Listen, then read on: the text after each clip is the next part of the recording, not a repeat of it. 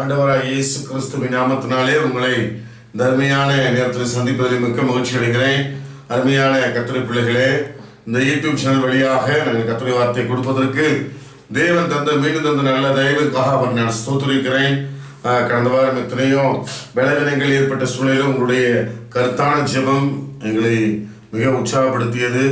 அதுக்காக கர்த்தரை ஸ்தோத்திரிக்கிறேன். மீண்டும் இந்த நாளிலே கர்த்தருடைய வார்த்தையில் கொடுப்பதில் மிக்க மகிழ்ச்சி அடைகிறேன். இன்றைக்கு உங்களுக்கு சிம்சோனை குறித்த ஒரு கண்ணோட்டம். ஏற்கனவே ஒரு மாதத்திற்கு முன்பாக சிம்சோனே என்கிற தலைப்பிலே சிம்சோனை குறித்து உங்களுக்கு நான் பேசியிருந்தேன். இன்றைக்கு வேறொரு கோணத்திலே அவனை குறித்து ஒரு கண்ணோட்டம். சிம்சோனுடைய வாழ்க்கையில மாத்திரம் எல்லாமே மைனஸ் தான், பிளஸ் எதுன்னு சொல்லவே முடியாது. ஆனாலும் தேவன் அவனை 20 ஆண்டுகள் நியாயவதியாக பயன்படுத்தினார். அது தேவனது அனாதி இரக்கம். அன்பானவர்களே, அவனுடைய வாழ்க்கை குறித்து ஒரு கண்ணோட்டம், ஒரு 5 பாயிண்ட் நான் தியானமாக வைக்க விரும்புகிறேன். நாம் எதை செய்யக்கூடாது என்பதற்கான நல்ல ஒரு உதாரணம் இந்த சிம்சோன். என்னவெல்லாம் செய்யக்கூடாது ஆவிக்குரிய வாழ்க்கையிலே என்பதற்கு நல்ல ஒரு உதாரணம் சிம்சோன். அவனை குறித்த ஒரு கண்ணோட்டத்தை நான் முன்பாக வைக்க விரும்புகிறேன். முதலாவதாக நாம் பார்க்கும் பொழுது அன்பானவர்களே, ஆவியானவர் ஏவிய இடத்திலேயே அவன் அடக்கம் பண்ணப்பட்டான். ஆண்டவர் எந்த இடத்துல அவனை அழைத்தாரோ அதே இடத்துல அவன் வாழ்க்கை முடிஞ்சு போச்சு. பாருங்க, நியாயாதிபதி புஸ்தகம் 13ஆம் அதிகாரம் 25ஆம் வசனம். அவன் சோராவுக்கும் எஸ்தாவுக்கும் நடுவில் உள்ள தானின் பாளையத்தில் இருக்கையில் கர்த்தருடைய ஆவியானவர் அவனை ஏவ துவக்கினார். ஆவியானவர் அவனை எங்கிருந்து அழைத்தாரோ பாருங்க, அவன் மரித்த பிற்பாடு அவனை அங்கேதான் அடக்கம் பண்ணப்பட்டான். நியாயாதிபதிகள் 16:31. பின்பு அவன் சகோதரரும் அவன் தகப்பன் வீட்டார் அனைவரும் போய் அவனை எடுத்துக்கொண்டு வந்து சோராவுக்கும் எஸ்தாவுக்கும் நடுவே அவன் தகப்பனாகிய மனோவாவின் கல்லறையில் அடக்கம் பண்ணினார்கள். அவன் இஸ்ரவேலை 20 வருஷம் நியாயம் விசாரித்தான். எங்க அவனை ஆவியானவர் ஏவ துவக்கினாரோ, எங்கிருந்து அவனை அழைத்தாரோ, அவன் எங்கிருக்கும் ஊழியத்திற்கு தேவ திட்டத்துக்கு நியாயவதியாக அவனை ஏவினாரோ அதே இடத்துக்கு திரும்ப செட்டில் ஆயிட்டான். மீன்ஸ் அடக்கம் பண்ணப்பட்டான். பழைய ஏற்பாட்டில் இது ஒரு வித்தியாசமான காரியம். பழைய ஏற்பாட்டிலே ராஜாக்களை தவிர பாக்கி எல்லாரும் புறப்பட்ட இடம் ஒன்று, அவர்கள் மரித்த இடம் ஒன்று. ஆபிரகாம் பிறந்து வளர்ந்தது ஒரு இடம், கானான்ல மரித்தான். நிறைய ஊழியர்கள் தேவனுடைய தீர்க்கதரிசிகள் அப்படித்தான் மரித்திருக்கிறார்கள்.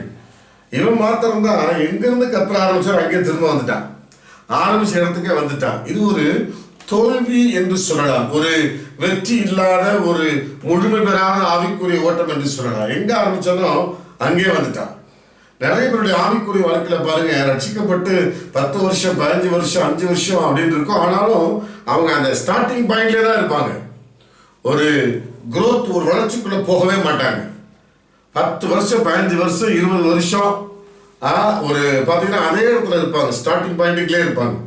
இது ஆவிக்குரிய வாழ்க்கையில ஒரு தோல்வி என்று கூட சொல்லலாம், அல்லது முழுமை பெறாத ஒரு ஆவிக்குரிய ஓட்டம் என்று சொல்லலாம். முழுமை பெறாத ஒரு ஊழியம், முழுமை பெறாத ஒரு ஆவிக்குரிய வாழ்க்கை. எங்க ஆரம்பிச்சாலும் அங்கே நிற்பாங்க. அன்பான கர்த்தர், இது ரொம்ப ஆபத்து. சில பேர் பாருங்க, ரட்சிக்கப்பட்டு 10 வருஷம் ஆச்சும் அந்த 10 நிமிஷம் ஜெபம் தான். ரட்சிக்கப்பட்டு 15 வருஷம் 5 வருஷம் இருக்கும், அந்த அரை மணி நேரம் ஜெபம் தான். அதை விட்டு வளரவே மாட்டாங்க, அதிலே இருப்பாங்க. இதெல்லாம் அந்த சிம்சோன் மாதிரி ஆரம்பிச்ச இடத்துலேயே நிற்கிறது.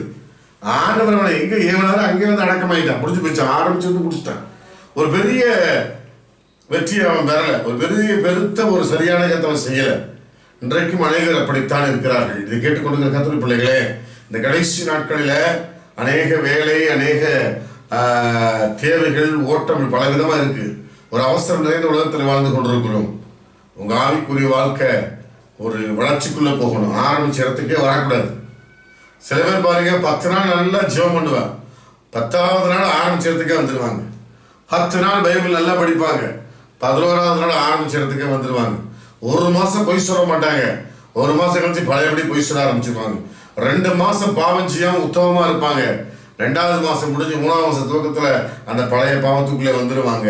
இதெல்லாம் அந்த சிம்சோன் ஸ்பிரிட், சிம்சோனுடைய பழக்கம். அது நமக்கு வேண்டாம். ஆரம்பிச்சதுல நிற்க வேண்டாம், ஆரம்பிச்சு போயிட்டே இருக்கணும். அது அந்த ஆவி மண்டலத்தில் போயிட்டே இருக்கணும், கணுக்கால அளவு காண முடியாத இந்த ஆழத்துக்குள் போக வேண்டும். ஆரம்பிச்ச இடத்துக்கு சிம்சோன் மாதிரி வேண்டாம். ஆவியானவர் எங்கே ஏவினாரோ அங்கேயே அடக்கம் பண்ணப்பட்டார். அப்படிப்பட்ட வாழ்க்கை நமக்கு வேண்டாம் நீங்கள் அன்பான கர்த்தருடைய பிள்ளைகளை வர வர வர வர பலத்தின் மேல் பலனடைந்து அவர்கள் சீயோனில் சேவசிலே வந்து காணப்படும்படியாய் கர்த்தர் உங்களுக்கு உதவி செய்வாராக. இரண்டாவதாக நாம் பார்க்கும் பொழுது அன்பானவர்களே, இரண்டாவதாக தரிசனத்திற்காக வாழாமல் தனக்காகவே வாழ்ந்தான். இது ரொம்ப வேதனையான விஷயம்.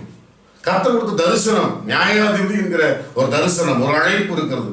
அதுக்காக வாழாம அவன் தனக்காகவே வாழ்ந்தான். நியாயாதிபதிகள் 14ஆம் அதிகாரத்தில் பார்த்தீங்கன்னா அதில் ஒரு 8-9 வசனத்தில், சில நாள் சென்று 2 நாளைக்கு முன்பு அவன் அவனை விவாகம் பண்ண திரும்பி வந்து சிங்கத்தினுடலை பார்க்கிறதுக்கு வழி விலகி போனான். இதோ சிங்கத்தினுடலுக்குள்ளே தேனி கூட்டமும் தேனும் இருந்தது. அவன் அதை தன் கையில் எடுத்து சாப்பிட்டு கொண்டே நடந்து தன் தாய் தபத்தில் வந்து, கவனிங்க, அதை பார்க்க ஆசைப்படுறான். சிங்கத்தை அடிச்சா முடிஞ்சு போச்சு, அது செத்து நாளை போயிருக்கான். அதை பார்க்க ஆசைப்படுறான். கர்த்தர் தன்னை பயன்படுத்தினாரு, முடிஞ்சு போச்சு. அதுக்கப்புறம் தன்னுடைய ஆசையை பார்க்குறான், தான் விருப்பத்தை நிறைவேற்றான். அதான் என்ன நடக்குதுன்னு பார்க்குறான். தரிசனத்துக்காக வாழாம நமக்காக வாழ்ந்தா நம்ம அபிஷேகம் குறைஞ்சிக்கிட்டே இருக்கும். அன்பான கர்த்தருடைய பிள்ளைகளே, நன்றாக கவனிங்க. நீங்கள் அந்த வசனத்தை நல்லா படித்து பார்த்தீங்கன்னா, சிங்கத்தை அடிச்சு போட்டு 2 நாள் ஆச்சு. திரும்ப அந்த வழியில் போகிறப்ப போய் பார்க்குறான், தன்னுடைய ஆசையை நிறைவேற்றுறான். அன்பான கர்த்தருடைய பிள்ளைகளே, தரிசனத்துக்காக வாழாம தனக்காக வாழ ஆசைப்படுறான். எப்பெல்லாம் நாம் நமக்காக வாழ ரொம்ப ஆசைப்படுறோமோ அப்பெல்லாம் தோத்து போடுவோம். நகோமி தனக்காக வாழ ஆசைப்பட்டா, பஞ்சம் வந்துட்டுது. 16ஆம் அதிகாரம் 15-16 வாசிக்கும் பொழுது, அப்பொழுது அவள் அவனை பார்த்து, உன் இருதயம் என்னோட இராதிருக்க, நீ உன்னை சிநேகிக்கிறேன் என்று நீ எப்படி சொல்லுகிறாய்? நீ இந்த 3 விஷயம் என்னை பரியாசம் பண்ண அல்லவா? உன்னுடைய மகாபலம் எதனாலே உண்டாயிருக்கிறது எனக்கு சொல்லாமல் போனாயே என்று சொல்லி, இப்படி தினம் தினம் தன் வார்த்தைகளினாலே நெருக்கி அலட்டி கொண்டிருக்கிறதுனா அது சாகத்தக்கதா? ஒரு பொம்பளைக்காக சாகணுமா? அவங்களுக்கு டார்ச்சருக்காக சாகணுமா? இவன் என்னுடைய அழைப்பு என்ன, என்னுடைய பலம் என்ன, நான் எப்பேற்பட்டவன், என்னை கர்த்தர் எதற்காக அழைத்திருக்கிறார்? கேவலம் ஒரு பொம்பளை வந்து மழையில படுத்துக்கிறதுக்காக அவனை டார்ச்சர் பண்றான். அதுக்காக அவன் சாகிறான்னா அவன் தனக்காகத்தான் வாழ ஆசைப்பட்டிருக்கிறான். தேவனுக்காக வந்தா போடிட்டு போயிருப்பான். அவன் தனக்காக வாழ்றதுனால அன்பானவர்களே சாகத்தக்கதாய். அப்ப அவனுக்காகத்தான் வாழ ஆசைப்பட்டிருக்கிறான், அவனுக்காகத்தான் வாழ்ந்துருக்கிறான். அதனால தான் பாதிப்பு வருது. நீங்க உங்களுக்காக வாழ்றப்பெல்லாம் பாதிப்பு அதிகமா இருக்கும். உங்களுக்கு இருக்கிற தேவன், உங்களுக்கு இருக்கிற அழைப்புக்காக நீங்க வாழும்போது உலகத்திலிருந்து வர எந்த அக்னி ஆஸ்திரங்களையும் எந்த அம்புகளையும் ஈட்டிகளையும் தாவீதை போல நீங்கள் தப்பிட்டு போயிட்டே இருப்பீங்க. அதை பற்றி கவலைப்பட மாட்டீங்க. உலகம் எத்தனை காயத்தை ஏற்படுத்தினாலும் உங்களுக்கு ஏன் தெரியுமா பாதிப்பு வருது? நீங்க உங்களுக்காக வாழும்போது தான் உலகத்துடைய காயம் உங்களுக்கு பெருசா தெரியுது, உலகத்தின் பாதிப்பு பெருசா தெரியுது. தேவனுக்காக வாழும்போது அந்த காயம், அந்த பாதிப்பு பெருசா தெரியாது. இவன் தனக்காகத்தான் வாழ்ந்தான். அதனால தான் அவன் போட்டு டார்ச்சர் பண்ண உடனே சாகத்தக்கதாய் விசனப்பட்டு செத்து போயிடலாமா அப்படின்னு சொல்லி அவன் விசனப்பட்டான். அன்பானவர்களே, இந்த காரியத்தை நன்றாய் கவனியுங்கள். அவன் ஒரு லேடி, அவன் மடியில் படுத்திருக்கிறான், ஒரு விபச்சாரி. அவனுக்காக அவன் சொல்றதுக்காக சாகணும்னு ஆசைப்படுறான்னா அவன் எப்படி தன்னை நேசித்திருப்பான் பாரு. தன்னை அதிக நேசித்திருக்கிறான். தனக்குள்ள இருக்கிற அழைப்பு, தனக்குள்ள இருக்கிற அபிஷேகம், தன்னுடைய மகாபலத்தை, தன்னை தேவனை அவன் நேசிக்கல. அநேகர் அப்படித்தான் தனக்குள்ள இருக்கிற தேவனுக்காக, தன்னை அழைத்த தேவனுக்காக, தன்னை நேசிக்கிற ஆண்டவருக்காக, தனக்குள்ள இருக்கிற ஆவியானவருக்காக அவங்க வாழ்றதில்லை. தனக்காக வாழும் போதுதான் காயம் அதிகமாக இருக்கு பெரியமானவர்களே. அப்புறம் கூட பாருங்களேன், அதுலேயே 16:28 அப்பொழுது சிம்சோன் கர்த்தரை நோக்கி கூப்பிட்டா, கர்த்தராகிய ஆண்டவரே, நான் 2 கண்களுக்காக ஒரே தீர்வையாய் பலிச்சர் கையிலே பழி வாங்கும்படிக்கு சாகும்போது கூட என் கண்ணை பிடிக்கிட்டாங்க, பழிக்க வாங்கி நான் செத்து போடுறேன் ஆண்டவரே. அப்போ கூட ஆண்டவரே உங்க திட்டத்தை நிறைவேற்றாம போயிட்டேன், என்னை மன்னிச்சிருங்க. இந்த ஒரு விஷயம் பார்வை கொடுங்க, மொத்தமா காலி பண்ணிடுறேன், என் தரிசனத்தை நிறைவேற்றிக்கன்னு சொல்லலை. என் கண்ணை பிடிக்கிட்டாங்க, என் கண்ணுக்கு திருவையை பழி வாங்கும்படி எனக்கு பலத்தை தாரும். அப்போ கூட பாருங்க, சாகும்போது கூட தன்னுடைய சுயத்தை எங்கே வெளிப்படுத்துகிறாங்க. அன்பான கர்த்தருடைய பிள்ளைகளே, தரிசனத்திற்காக வாழாமல் தனக்காகவே வாழ்ந்தான். அதனால தான் ஓட்ட சீக்கிரம் முடிஞ்சிருச்சு. இதை கேட்டுக்கொண்டிருக்கிற கர்த்தருடைய பிள்ளைகளே, உங்களுக்கு ஒரு அழைப்பு இருக்குது. அந்த அழைப்புக்காக வாழுங்க. உங்களை அழைத்த ஆண்டவருக்காக வாழுங்க. வேத வசனத்திற்காக வாழுங்கள். சுவிசேஷத்துக்காக வாழுங்கள். தேவனை ஆராதிக்கிறதுக்காக வாழுங்கள். தேவனை மற்றவர்கள் சொல்றதுக்காக வாழுங்கள். உங்களுக்காக வாழ்றதை கொஞ்சம் குறைச்சிருங்க. அன்பானவர்களே, நீங்கள் அப்படி இருக்கும் பொழுது உங்கள் வாழ்க்கை சிறப்பாக இருக்கும். இந்த சிம்சனை குறித்த இந்த விஷயம் ரொம்ப ஒரு வேதனையான விஷயம். அடுத்து பார்த்தீங்கன்னா, 3வது சிம்சனை குறித்த கண்ணோட்டத்தில், 3வது பார்த்தீங்கன்னா, அந்த சிம்சனை குறித்த கண்ணோட்டத்தில் முதலாவது சொன்னேன், ஆவியானவர் ஏவிடத்திலே அடக்கம் பண்ணப்பட்டான். 2 தரிசனத்திற்காக வாழாம தனக்காய் வாழ்ந்தான். 3 பாருங்க, வாழ்க்கையில் நிம்மதியே இல்லை அவனுக்கு. நிம்மதியே இல்லாம வாழ்ந்துட்டான். ரொம்ப வேதனையான விஷயம். அபிஷேகம் பண்ணப்பட்ட ஒரு மனிதன், ஒரு நியாயாதிபதி, இயற்கைக்கு அப்பாற்பட்ட விதத்துல ஒரு வல்லமையான பராக்கிரமான செயலை செய்த ஒரு மனிதன் நிம்மதியே இல்லாம வாழ்ந்துட்டான். நீங்க 14ஆம் அதிகாரம் 17 படிச்சு பார்த்தீங்கன்னா தெரியும். விருந்துங்கிற 7 நாளும் அவன் முன்பாக அழுது கொண்டே இருந்தாள். யாரு? கல்யாணம் பண்ணா பார்த்தீங்களா சிம்சோனு? விருந்து சாப்பிட்றப்ப அவன் அழுதுகிட்டே இருக்கிறான். எப்படி இருக்கும்? எங்க விருந்துக்கு போன இடத்துல மனைவி அழுதுகிட்டே இருந்தா எப்படி இருக்கும்? மனைவி சண்டைகள் ஓயாத ஒழுக்கு அப்படின்னு வேதம் சொல்லுது. வீட்டில் ஓட்டாங்க தான் மழை பெய்தா ஒழுங்கும், அது மாதிரி மனைவி சண்டைகள் ஓயாத ஒழுக்குன்னு சொல்லப்பட்டிருக்கு. கவனிக்க பிரியமானவர்களே, இந்த 7 நாளாக அழுதலாம். எனக்கு நிம்மதியாக இருந்திருக்கு நினைக்கிறீங்களா? அடுத்து பாருங்களேன், அதுல 20ஆம் வசனத்தை பாருங்க. சிம்சோனின் பெஞ்சாதியோ என்றால் அவனுடைய தோழர்கள் அவருடன் சிநேகமாக இருந்தவர்களும் கொடுக்கப்பட்டார். கோச்சிக்கிட்டு வந்துட்டா அவன் ஒய்ஃப், ஆசைப்பட்ட ஒய்ஃபை ஃப்ரெண்டு கட்டிட்டு போயிட்டான். எப்படி இருந்திருக்கும் யோசனை பண்ணி பாருங்க. அடுத்து பாருங்க 15 நியாயாதிபதிகள் 15 6-7. நியாயாதிபதிகள் 15 6-7. இப்படி செய்தவன் யார் என்று பெலிஸ்தர் கேட்டபோது, திம்னாத்தானுடைய மருமகனாகிய சிம்சோன் தான், அவருடைய பெண்ஜாதியை அவனுடைய சிநேகிதன் கொடுத்துட்டபடியால் அவன் இப்படி செய்தான் என்றார்கள். அப்பொழுது பெலிஸ்தர் போய் அவளையும் அவன் தகப்பனுடையும் அக்கினியால் சுற்றித்து போட்டார்கள். அப்பொழுது சிம்சோன் அவளை நோக்கி, நீங்கள் செய்தபடியால் நான் உங்கள் கையிலே பழி வாங்கவர்களே இழைப்பார்கள் என்று சொல்லி, இவன் கோச்சிக்கிட்டு வந்துட்டான். அவன் பொண்டாட்டியை வேற கொடுத்துட்டாங்க. அதுக்காக இவன் என்ன பண்ணிட்டான்? ஒரு 300 நிறைய பிடிச்சி அவங்க பலி வாங்கிட்டான். உடனே அவன் மாமனார் அவனோட ஒய்ஃபையும் 2ஆவது கட்ட ஒய்ஃபையும் மாமனாரையும் கொண்டுட்டாங்க, அடிச்சு கொண்டுட்டாங்க, கொடுத்து தீ கொடுத்துட்டார்கள். கவனிங்க, அக்கினியால் சுட்டரித்து போட்டார்கள். நிம்மதியே கிடையாது, நிம்மதியே இல்லாத ஒரு வாழ்க்கை. அடுத்து பாருங்க 16 நியாயாதிபதிகள் 16 இப்படி அவளை தினம் தினம் தன் வார்த்தைகளினாலே நெருக்கி அலட்டி கொண்டிருக்கிறதுனால் சாகத்தக்க சிறைப்பட்டு டெய்லி டார்ச்சர் கொடுத்துட்டே இருந்தா. யாரு? இங்க தெளிலா நிம்மதியே கிடையாது. 21 பாருங்க. பெலிஸ்தரை பிடித்து அவன் கண்களை பிடுங்கி முடிச்சிட்டாங்களா? அடுத்து பாருங்க, அவன் கதையை முடிச்சிட்டாங்க. 25 பாருங்க. 25 அவள் இப்படி மனமகிழ்ச்சியாக இருக்கும்போது நமக்கு முன்பாக வேடிக்கை காட்டும்படிக்கு சிம்சோனை கூட்டிக் கொண்டு வாருங்கள். அவன் பாருங்க வேடிக்கை காட்டுறாளா மாறிட்டான். வாழ்க்கை பூரா நிம்மதியே இல்லாமல் இருந்தான். ஒன்று எப்போதும் புரிஞ்சுக்கோங்க, உங்கள் சமாதானம் கெட்டு போகிற போதெல்லாம் நீங்கள் தவறான காரியத்தை செய்ய ஆரம்பிச்சிருவீங்க.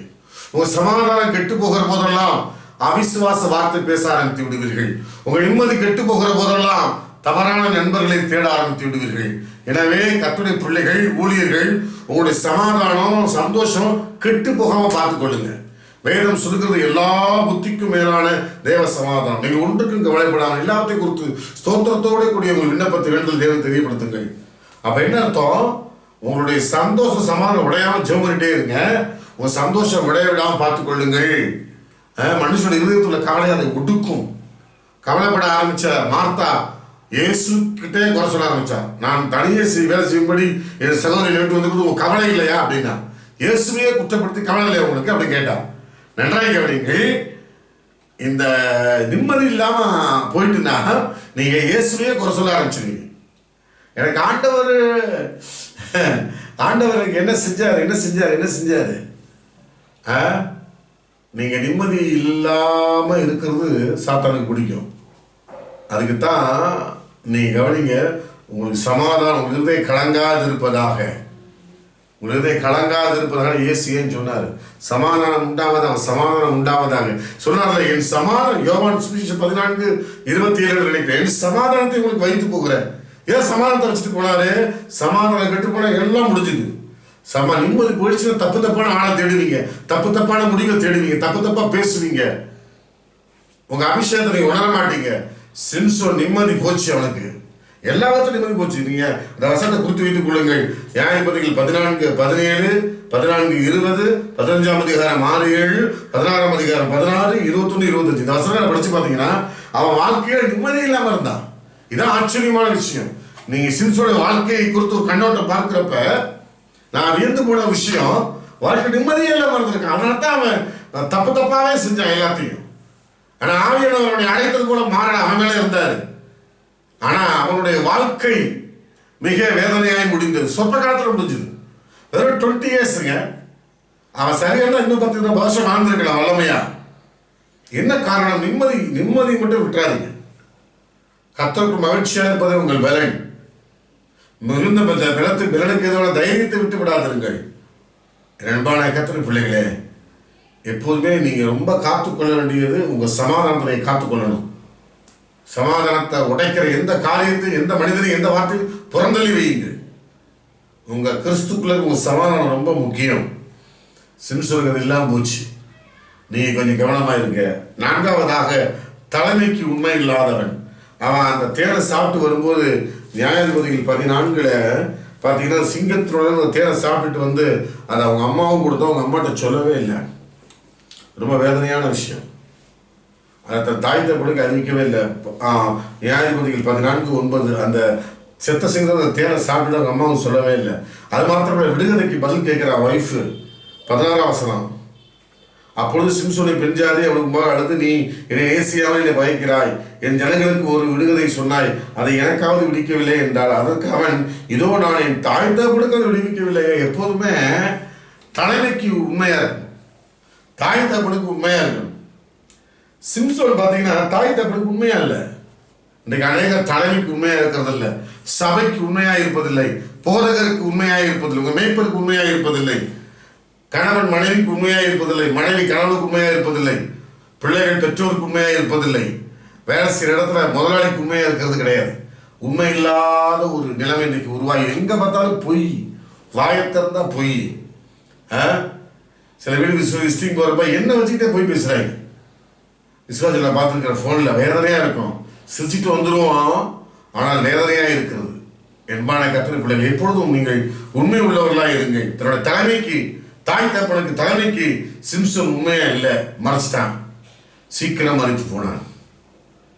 வேதனையான விஷயம். அடுத்து பார்த்தீங்கன்னா பிரச்சனை வந்தபோது தான் ஜெபிக்க ஆரம்பித்தான். நான் கடந்த சிம்சோனே என்று சொன்னபோது அதை சொன்னேன், சாவு வரும்போது தான் ஜெபிச்சான் அப்படின்னு. அது நெருக்கப்பட்ட போது தான் ஜெபிச்சான்னு. உங்களுக்கு அந்த உயிர் போகிறப்ப தான் 2 தடவை ஜெபம் பண்ணான்னு சொன்னேன். உண்மைதான். இப்போ இந்த பயணம் நான் ரீடெஸ்ட் பண்ண விரும்புகிறேன்.